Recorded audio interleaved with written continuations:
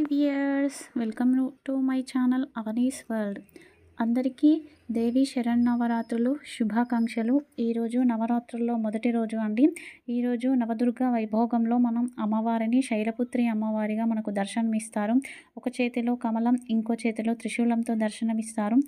ఈరోజు మనము నవార్ణ మంత్రాన్ని జపించాలి. అదేవిధంగా శైలపుత్రి అమ్మవారిగా మనం జపించాలి అండి. ఈరోజు అందరూ తెల్లని బట్టలు వేసుకోవాలి అండి. అలా వేసుకోవడం వలన ప్రశాంతత అనేది లభిస్తుంది. ఇక మనము ఈరోజు జపించవలసిన నామము ఓం దేవి శైలపుత్రియై నమః. ఓం దేవి శైలపుత్రియై నమః. ఓం దేవి శైలపుత్రియై నమః.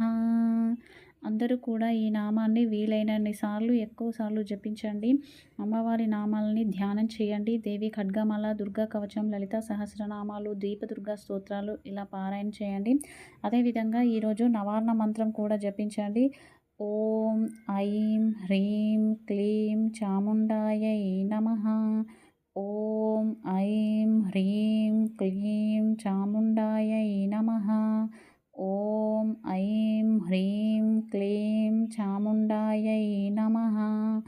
ఓం ఐం హ్రీం క్లీం చాముండాయై నమః. ఇది నవార్ణ మంత్రం అండి. దేవీ నవరాత్రుల్లో ఈ నామాన్ని ఖచ్చితంగా అందరూ జపించాలండి.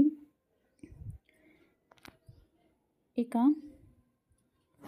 రేపు ఉదయం అమ్మవారు బ్రహ్మచారిణి అవతారంలో మనకు దర్శనమిస్తారండి. రేపు ఉదయాన్నే ఉసిరి చెట్టుకు నమస్కరించి పన్నీరు వాటర్ని కానీ లేదంటే గంధం కలిపిన నీటిని కానీ సమర్పించి ప్రదక్షిణలు చేసుకొని రావడం వలన బ్రహ్మచారిణి అమ్మవారికి పాదపూజ చేసినంత పుణ్యఫలం మనకు లభిస్తుంది. అదేవిధంగా రేపు అటుకులు బెల్లం కలిపి అమ్మవారికి నైవేద్యంగా సమర్పించండి.